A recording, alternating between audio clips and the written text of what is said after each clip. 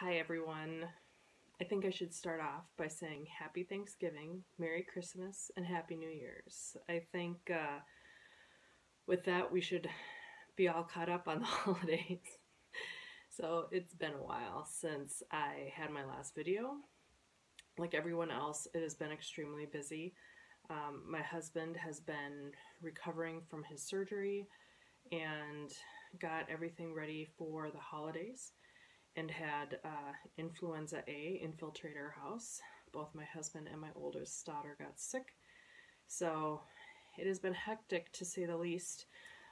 Hopefully things will die down here a little bit. We were able to put all the Christmas stuff away, and now I have to go through the rest of the house for all of the neglect that has happened since keeping busy with full-time job, helping my husband, and obviously taking care of the kids. So at any rate, we have quite a bit of catching up to do.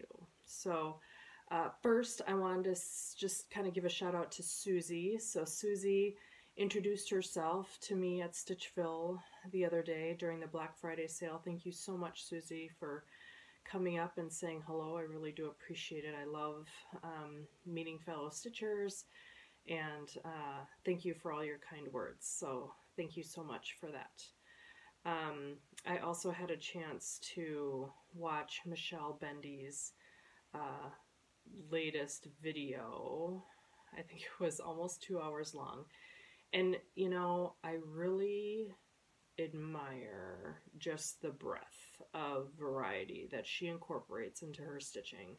All the different fabrics, from colors to counts to just different types of linen to Aida to even weave to, you know, stuff she finds at estate sales and uses random fabric.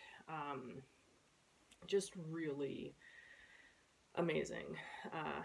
And I thought I had a lot of project bags. She is a project bag queen, so fantastic. I loved it. Loved every minute of her last video. If you have not seen it, definitely go take a look. She's very organized. I know Michelle Farm Girl Stitcher kind of threw down that gauntlet of the Stitch 9 challenge, I think it was, and I'm like, boy, you have to be organized for that. I don't know. I don't have 9 or easily accessible 9 projects. So I might do what some of the others have done and actually start new ones. But then I feel like I'm kind of getting into Mania a little bit. So not that that's a bad thing, but maybe I should move up Mania to be Januarania. I don't know. So I've actually been considering that, to move up some of my Mania plans instead to be part of the Stitch 9 challenge. I think I could dig out 9 projects, but they'd be a mix of needlepoint and cross stitching. I don't think that would be a bad thing, but I kind of want to keep with the others as far as doing all cross stitch stuff, so maybe I will do that. Just for future plans, I want to talk about that real quick. So I'm actually going down to Phoenix, Arizona for 2 weeks for work. And I'm not coming back the weekend in between because I actually will be at the Sampler Symposium at the Attic. So I'm all excited about that. There are going to be classes from Jackie Duplessis and Nicola from Hands Across the Sea. So I am excited to actually go and take some classes, you know. So I have to go for work. That's okay. But, you know, being from Minnesota, telling people I have to go to Arizona for 2 weeks in January is not something I get a lot of sympathy for. So anyway, so I guess, you know, let's talk about some stitching. So like I said, I went to Stitchville's Black Friday sale. I wasn't going to buy that much, and I know, it's like everyone says that, but I truly wasn't. I really wanted to stock up a lot on fabric. So I was kind of caught off guard last year. There were a few times where I wanted to start new projects and I just didn't have fabric. And I don't have a huge fabric stash. And so that was one of my main goals with the Black Friday sale, was to buy a bunch of fabric. So I did do that. I won't go through all the fabric I got, but a lot of neutrals. This is Bloody Mary. I got it. There's one project I'm working on, and I apologize I don't have it with me, but the whole project is stitched in this color. The background is, and I don't want to stitch all the background like this, so it's white fabric stitched in this color. And so I just went out and got this color fabric, and I'll just stitch the rest of the design on it. But other than that, as you can see, I got a lot of just different kinds of fabrics.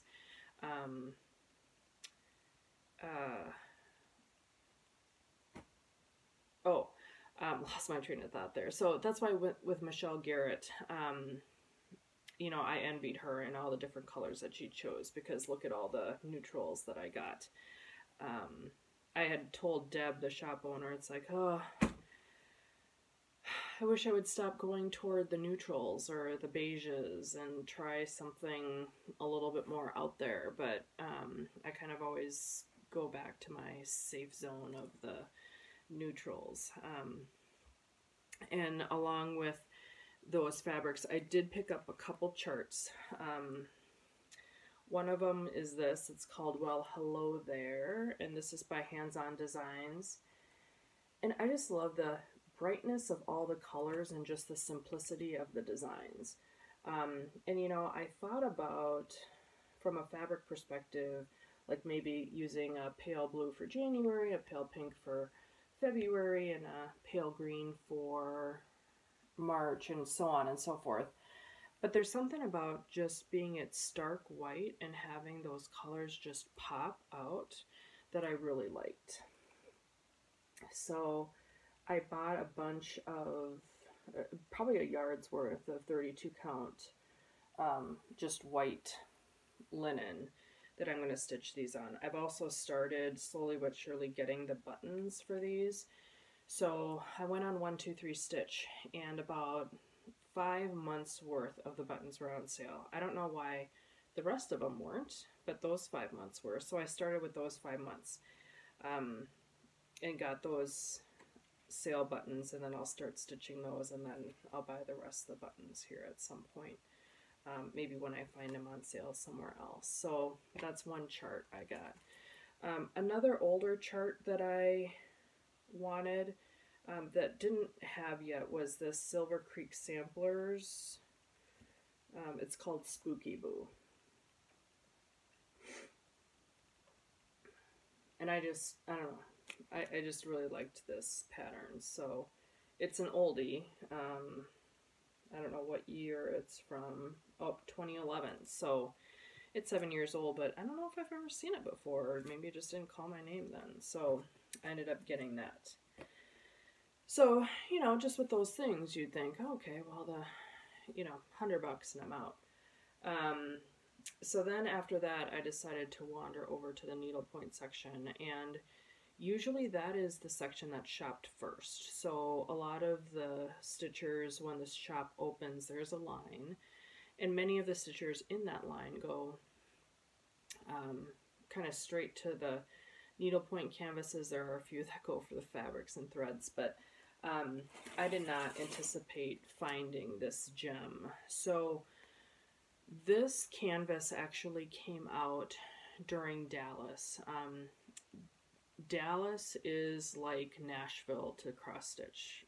So Dallas is the needlepoint, Nashville for cross stitch, and this came out within the last 6 months. I don't remember when Dallas was, and I loved it since I saw it, but you know, I don't know, was waiting for a sale, I guess, to get it. It wasn't something that I was going to get right away, and of course when I saw it on the rack, I couldn't pass it up. So here's the canvas, and I'm sorry, this isn't showing up very well. You can see right through it. But it's like a Halloween bookshelf, and I just love it. Love, love, love it. So, Robin was kind of helping me at the shop and checking me out, and she said, yeah, I just taped that and put that on the shelf like the Wednesday before. So, I love it. And it's so new that there aren't any stitch guides right now. For those of you who may not know, stitch guides are, someone has figured out specific stitches to do and the threads to use. So, so there hasn't come out yet, but that's okay. It's not on my next to-do list anytime soon. So I'll probably just wait for a stitch guide to come out for that. So that was kind of my haul from the Stitchville sale. I also picked up a few other things. So these are the, of course I had to get more project bags. So these are from So Much to Love bags. So here's one with scary cats on it. Now, I'm not a huge cat person, but I love this bag. Scary cats. Or I shouldn't say I'm not a cat person. I just don't get to be a cat person because my husband is deathly allergic to cats. Like, could suffocate and die, EpiPen in the leg, allergic. I told my husband if I'm ever getting sick of him and I bring a cat home, he knows what that means. I also got this one, and look at that cute little gnome right there in front of the well. Isn't that cute? I love that gnome. I love all the gnomes on it, and the flowers are pretty. And then also, I'm not a Christmas person, but I love this chalk Christmas season or holiday season bag. I love this too, so I got that. And then this just came in the mail today, so a bag from Mama Joan. And I think she still has these on her site. I always like big bags. I have lots of standard bags too, but I like sometimes getting the bigger ones, which this is 12 by 14, I think. All right, so with that, I think I will get on to some of the whips that I've had. So I have to say that I have had kind of a stitching ADD, and I guess you can call it startitis if you want to. So I've been trying to find that next project that really sticks with me, that I've really enjoyed stitching on, and I don't think I've found it. So I'll start on something, and I'll be like, and I'll put it aside. Start on something, and I'll put it aside.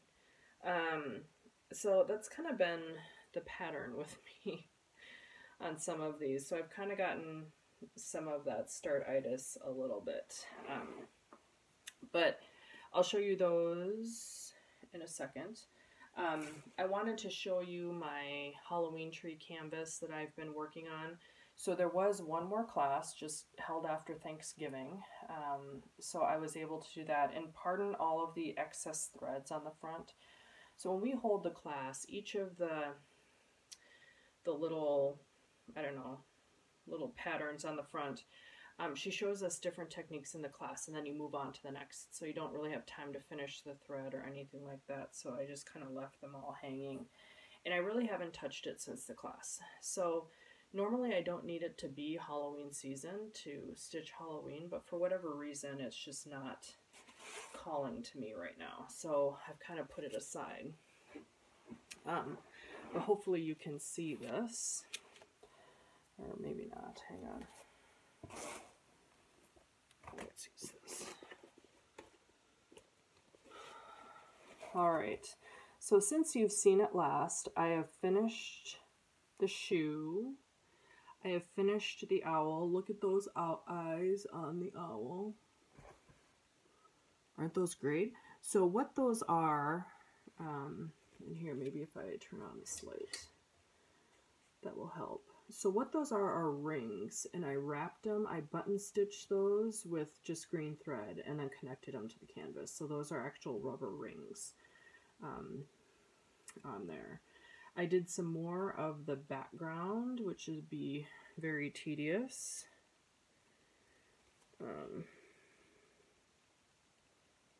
There's like a loose thread there that I'm going to have to fix. And then I worked some more on the bat, worked some more on the gift. This guy is done. And I started working on that ornament, did a little bit more on this bird, and then started stitching the tree right here. So even with as much as I've gotten done, I don't feel like I've hit critical mass. And you can probably see that if you look at the back. Look at the back. Look at how much I don't have done.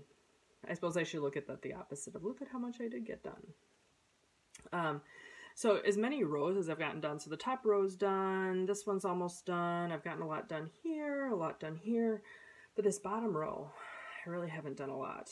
And obviously the background there's a lot more to be done there. So I don't feel like I've hit critical mass yet on this project, but I will get there at some point.